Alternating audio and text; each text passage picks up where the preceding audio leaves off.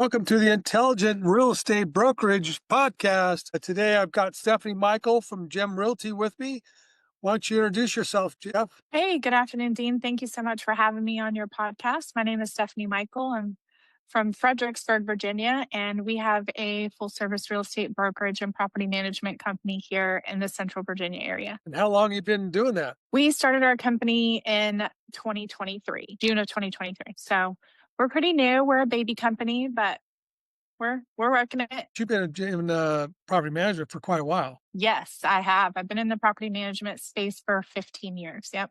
Yeah. It's always good to have somebody that's experienced that's tied into you're part of the worldwide property management business, aren't you? Yeah, so I'm actually part of NARPM. Yep, the National Association of Residential Property Managers. Highly recommend that to anyone in the property management space. It's the number one source for education for people that are in the property management industry. But yes, so I have my master property manager designation. I'm one of only 9 in the state of Virginia. Wow. Yeah. So you help your clients manage their properties and buy and sell them as well, right? Oh, yeah. Oh, yeah. So we focus more on the asset management side versus just, property management. We try to help our clients understand the value of their portfolio. We try to help them, look at the big picture. Like if you were to hold this property for X amount of years, what would that do for you? We also help them determine when's a good time to add properties to their portfolio or possibly sell and do a 1031 exchange, take some equity out, refi. So we try to look at it as a long-term relationship with all of our investor clients. A little different than most realtors that kind of just sell your property and go away, right? Yeah, it's They're all funny you away. bring that up. Yeah, we did talk about that. So yeah, I feel like in real estate, you have the real estate side and the property management side. You do have some realtors out there who will be like, I don't want to have anything to do with property management because it's very litigious. It's very, very regulated. Like, it's a tough field and you have to be educated in order to properly provide for your clients. But I always look at it like dating versus marriage. Because when you're in a real estate transaction, it's pretty quick. I mean, 3 to 6 months, right? You're going to buy or sell a property and then you're going to be done. And that person may come back to you, later on to help them. But transactionally, it's over, right? Right. But with property management, like you really have to make sure that you like that person and you trust that person. You have to rely on them for a lot of things. And it's more like a marriage because I get to spend your money and you have to be able to be like, I trust you to do that, And so I think it's a totally different type of relationship. And how many properties do you manage? Right now, we manage almost 200. Wow, that's a lot. Yeah, I think we've done pretty good. And how many people on your team? There's 3 of us. And that's just the rental part? Is that selling part too? So we do both. So, we don't really market. We don't go out and advertise for the buying, selling real estate side. We primarily market for property management. And when we do sales, it's mostly for those clients. So it's mostly bundled into something of that nature. Either their property's been on the market too long and they can't sell it. So they come to us asking what that would look like to partner with a property management company. And in some cases, we'll work with their current realtor to do a dual listing to see how we can best help the client to maximize or reduce any financial stress on them. Now, we talked about some of the challenges of property management and support animals are kind of a challenge. How do you deal with those? Yeah, so there's a lot of laws regarding assistance and service animals that you have to be really aware of. You can't just do a blanket policy and say, I'm not going to accept any pets. I mean, you can do that, but if someone comes to you with a service or assistance animal, you need to be very cautious and you need to make sure that you follow the appropriate laws regarding those types of animals. And in doing so, you can't ask specific questions about someone's medical condition because that's, violation of HIPAA and their privacy. But you can say, we require your doctor to sign this form that confirms that you have a disability related need for your assistance animal. And it has to be a local doctor that has a therapeutic relationship with you. So you can do something of that nature. And that just helps you to kind of weed out those people who are just buying those certificates online, because that's a really big thing too, is, if someone has a rescue pit bull, and don't get me wrong, we love pets and we love dogs and we are very pet friendly. We have two farm animals in our house that are giant dogs, but you have to be able to protect, your client's investment, and you have to make sure that you're doing it in the right way and you're dotting all your I's and crossing your T's. So in doing so, we just make sure that, that person actually has a, viable reason for having that assistance animal. And then once you get that form signed, then you can approve them to waive any pet fees. And the animals getting a wider variety, aren't they? I've seen different Yes. kinds of animals on planes. It's so funny that you say that, because, yes, I mean, we've had someone who submitted for an assistance animal for a pig. Some of them are like, yeah, obviously the normal ones, dogs, cats. But then we have someone who is actually a resident who has an assistance. Yep. I've got friends And who own a duck. yeah, and the reason is because that person is highly allergic to a lot of things. They have severe allergies, and that's the only animal that they could have that didn't affect their allergies. So, yeah, Yeah, that's spreading out. it is. What's the biggest thing a person trying to rent their own property have to be aware of in this litigious market by not having a property manager? So you really have to be aware of the fair housing laws surrounding service and assistance animals. So fair housing laws have a whole lot to do with application processing and things like that. One of the biggest things here in Virginia is source of income as a protected class. So source of income means when someone submits an application, you can't discriminate based on their source of income because they have a housing choice voucher that pays for the rent. So housing choice voucher, formerly known as Section 8, and they say, okay, well, that has a bad stigma to it. So they kind of changed it, renamed it, and did a lot of different things with that program. And for the most part, they made a lot of improvements. And I think the law, though, is very tricky. So for self-managing landlords, this law can get you. And they do have like secret shoppers that they use to make sure that you're following by federal and state fair housing laws. So, and they're different, the federal and state. But going back to the Virginia law, the source of income, if you have an app, if an owner in the state of Virginia owns more than 10% interest in more than 4 rental properties, they're required to accept the housing choice voucher. So if you out there, anybody, you have more than 4 and you are, saying, no, I don't accept housing vouchers, you could be, hit with a fair housing violation and potentially very large fines. Wow, it's such a litigious world now. I wouldn't believe anybody would rent their own property. They do, believe it or not. I would say probably somewhere in the neighborhood of like 60% of investors manage their own properties because they feel like it saves them money. Yeah, not in the long run. No, and really what I think education is the biggest thing, right? If people could understand the value and also the work behind it, you know, I think it would speak for itself. As long as you're providing, that asset based, I'm going to help you grow your portfolio. I'm going to help you to maintain your properties and that kind of thing. And I think in the end, the value speaks for itself. Yeah. You have a whole crew of people that you refer business to when you need carpets or paint and things like that. Oh yeah. Oh yeah. We have a huge list of vendors. We negotiate with our vendors, which a lot of people may or may not do. And so we bring our vendors in, we negotiate with them and try to make sure that we're getting the best pricing. My partner, who has done commercial management for a very long time, worked with millions of square feet of buildings in Northern Virginia and DC.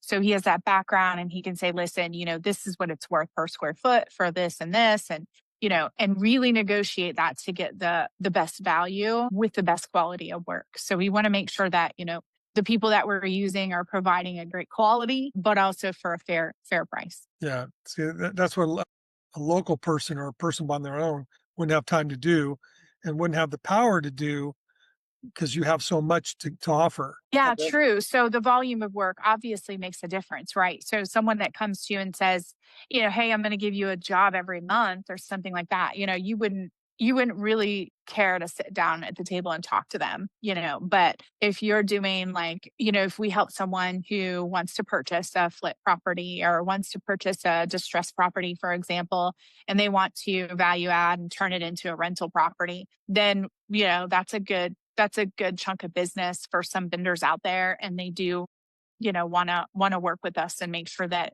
it's an equal partnership, and they're partnering with Gem Realty to give our partners, what they need and the services that they need to. Yeah, much more than a one and done. Exactly.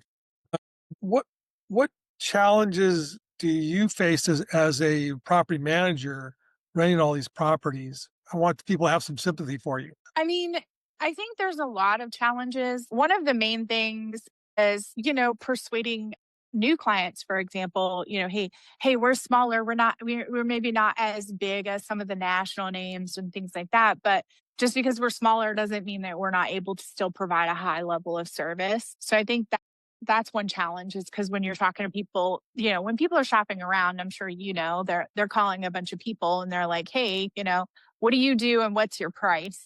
You know what I Yep, mean?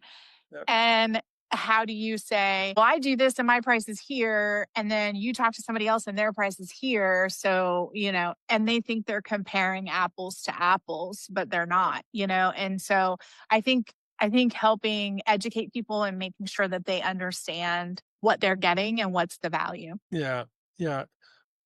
As a realtor myself, I don't take on any kind of property management, and I refer that out all the time to professionals that are part of NARPM, Right, right. uh, know what they're doing. Right, because for your clients, you want to make sure that you're putting them with someone who has, taken the effort and energy to improve themselves and educate themselves, to make sure that you're partnering your client with someone who's going to take care of them and do the right thing for them. And I think that's a big deal when it comes to trusting, partners in the industry. Now, there's enough business out there for everyone. It's not competitive. We're not trying to steal business from agents. We want to elevate the industry as a whole and make sure that, we want to change the stigma of property management. We don't want it to be a bad name. We want people to go, "Oh, well, our property management company is outstanding. Like, they do so much for us and for so little." Because when you think about it overall in real estate, like the sales commissions, you're making kind of a little money, and in property management, when you say, oh, I make about $150 a month, like it's not that much, and so, we have to make sure that we're competitive with other people at the same time, because we are a newer company. Yeah, so that's a challenge, I think. Your rent? Exactly. Exactly. Typical industry standard for property management is a leasing fee, for example, like when you're trying to get a new tenant. So when you're marketing the property and it's empty, like say the owner just moved out or they had a tenant and it's empty, and you're marketing that property to get a new tenant, it's kind of leasing fee. So there's usually a percentage base fee for that, or a flat fee depending on the company. And it could be anywhere from, 50% of the rent to 100% of the rent. It just depends on, what company you're going with. And then the monthly fees, it ranges. It can be, you know, 7% up to 10 or 12. It depends on, where you're located and what that company provides. In your area, how long does it take to rent something? Is there a vacancy factor? So the market has shifted a little bit over the last, I would say, 6 months or so. Used to be we had properties on the market anywhere from 2 weeks to 3 weeks, and then we get a tenant. And now we're starting to see that stretch out a little bit. We recently went to a conference. We talked to a bunch of people in the industry, and it looks like that's a trend across the US, that everyone's starting to see those properties just sit on the market a little bit longer. Historically, it used to be because it was Christmas time and the holidays, but this actually started early this year. So I feel like it's more economic and market related than just the holidays. Yeah. Yeah, we're seeing that in our market where prices are kind of stalling a little bit and it's Yeah. taking longer to sell properties. Do you think that rents have gone up so much that people are going, wait a minute, I want to pay less? So, So, yeah, I do. And I think another thing is it has to be financially beneficial for someone to actually move. So I think it's creating a holding pattern where people are like, I'm just, and it's on the real estate side as well, right? Because if you have a property you bought a few years ago, your interest rate is probably low, your mortgage is probably low. So you're probably like, I'm just going to sit here until we figure out what's going on with the market or until we figure out what our next step is. I think those renters are the same. And I also feel like we're seeing a big shift in the rental market because previously it used to be the American dream was to buy real estate or to buy a home, right? We're seeing younger generations now are wanting more flexibility. And I think we're seeing a rise in renters across the country versus homeownership. So I think it's a real metric that people need to be paying attention to, that there's a big shift in the buying versus renting. Yeah, we're hearing that in the California Association of Realtors and the National Association of Realtors that the different gen stats are changing to where people are like, I'm just going to rent and move on when I feel like it. And Fine. yeah. And another thing is the difference in income. So, you know how it used to be pretty cut and dry, right? Like if you're looking at somebody's income, if they need a mortgage, if you're looking at somebody's income because they want to rent, you have a specific guideline and that's that. Well, there's a big change in that, I think, because you have a lot more of these independent gig workers, people that are doing like Uber and DoorDash, and they have multiple sources of income that you have to add together. So I think there's a shift in that too, because you have to be able to look at the application as a whole, especially when it's for a rental. And yeah, it's a lot different because you're having to look at multiple streams of revenue instead of a regular W-2 job that they've had for a long time. So they have a lot more stability. Yeah, so it's different. It's definitely different. How deep do you have to dive into people's finances to approve them for rent? So for us, we have a very strict application policy and it's more so focused on a scoring metric. Okay. So we don't just look at their credit and go yes or no based on a number. And there's multiple reasons for that. But one of the main reasons is because a few years ago, the Fair Credit Reporting Act, they decided that civil judgments could no longer show up on people's credit if they didn't have identifying numbers like their social security number or their date of birth. Well, in Virginia, for example, we don't have that information as a requirement on the form when we file for a rental judgment. So even though as a landlord, we probably have it, right, from the rental application, but they don't ask for that information. So there's like a disconnect in like what is required on the court side and what is required on the credit side. So all that fell off. So we can't see that. Okay. So when we pull credit, we can't see a lot of that information that's vital for a rental application, which is, do they have any prior rental judgments? Do they have any prior evictions and that kind of thing? So we have to search all the surrounding counties' court records for that information. And so that's just a little bit of an extra step to ensure that we're not putting someone in there that's, a repeat offender, so to say, because they do that. They'll be evicted somewhere and then they'll pick another county or another area and they'll go rent over there. And, you can't see it on their credit. So, but yeah, so we have a scoring process. It's, income, credit, their rental history background, and all that stuff factors into the scoring to make sure that we're looking at all the different things. And it's much kind of like a mortgage process. So Yeah, it's not much easier. I would think so. Yeah, that's what I was thinking. What is the eviction process like where you are? So the eviction process isn't too bad here in Virginia as long as you document. As long as you have everything, dotted all your I's and you cross all your T's, as long as you're doing what you're supposed to do as far as the documentation side, it's relatively a smooth process. So you file, you may have a court date that's 3 weeks out or possibly a month out. And then, um, you go to court, you get judgment as long as, it's the right thing. The judge determines. And then 10 days later, you can file for the eviction. So it's about, I would say, a 45 to 60-day process. To get somebody out of the property. Yeah. Yeah. And that's what a lot of people that don't get property managers aren't aware of is, gee, if I get the wrong person in there, what's it going to take to get Right. them out? That and are they actually doing the right steps to get them out and have that process be as quick as it can? Yeah, because if you miss Um, one step, you go back. It's like one step forward, three steps back type thing, right? Yeah. Yeah, exactly. So yeah, so there's like the initial process is the very beginning. You have to initially send this letter on the first day that they're late. Well, if you don't send that letter, you can't start the process for 5 days. So you already put yourself behind the curve on that because you didn't send that letter. And then if you don't send that letter at all, you can't. You can't file the paperwork. Well, you can, but it will be thrown out. And then we also have in Virginia, we also have another form that's called the tenant rights and responsibilities, for example. So we're required to give this form to all tenants, and it gives them information on what they could do if they needed to. Like, say the landlord wasn't upholding their side of the lease, right? Because we know that happens. So it gives them information on what to do if that were to happen. Is that something that's So required to give people? it is. Yeah, see, I bet most people that manage their own properties don't know that. No, Yeah. Well, how many evictions do you have like in a year? we've actually only had two.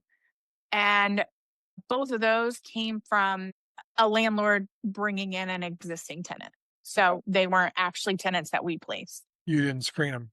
Yeah. That's what I find is the biggest thing about getting a property manager is screening people to get into the property. Oh, yeah. That's so Making sure important that you have, yeah, yeah, yeah. Making sure you have the highest, most qualified tenant in the forefront is going to save you a whole lot of headache. Yeah. for the whole process. As long as they're there, plus, yeah. For the Right. term of lease, yeah.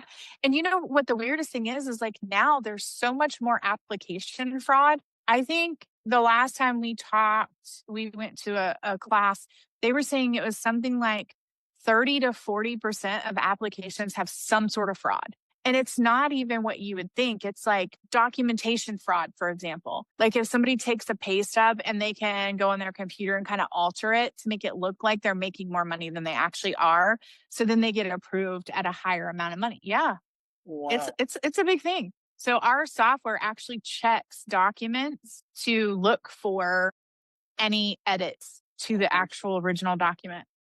Wow. Yep. Yeah. Welcome to the new world. Right. Exactly. It's crazy. I mean, it's all those things that you have to think about and most people don't know that. And also I think they don't know where to get that information, right? Cuz like what are you going to do? Listen to a podcast and somebody's going to tell you? Not necessarily. It's not stuff that people normally talk about. And so, you got to know where to find the information. You got to know where to get educated, and or you have to hire the right person, right? And I heard somebody talking one day and they said, if you were say you needed like a surgery, right? Say you needed some nondescript, you needed an appendix out or something, right? And you were to go to the doctor and the doctor says, well, okay, you need your appendix out. It's going to be this much for this surgery. Are you going to look at that doctor and be like, well, how about if you use like lesser quality tools? And what would that price look like? Like, are you going to negotiate that? You know what I mean? And I feel like people just don't look at the service industry the same way. Like you don't look at it like an attorney or a doctor or anything like that. But we have to be just as educated Yeah. to Especially protect. as litigious as things are now. Exactly. And so if you're not doing those things, then you're potentially putting yourself and your client at risk because not only would we the client get in trouble, like the client gets sued or something, but we would too. So you're not alone in this. We're partners. Yeah, absolutely. Every day. Yeah. Yeah. So, Yeah. so, well, before we end, I want you to tell us about the area you cover in your area. Sure. So we're located right between Richmond and Washington, D.C. in Virginia, along the I-95 corridor. We go all the way up to Northern Virginia and all the way down to Richmond. We service about a 45 to 50-mile radius of Fredericksburg. We don't go all the way into D.C., but we do service Northern Virginia and down to Richmond. We manage pretty much everything you can think of. We have single family homes. We have a apartment complex. We have some commercial properties that we manage. So yeah, we are here to elevate investors and help them build wealth. Great, great. Well, thank you so much for being on my podcast. And if people want good information, they should go to the Intelligent Broker podcast find intelligent answers to these questions. Exactly. I love it. Thank you so much, Dean, for having us. And you guys take care. Thank you so much.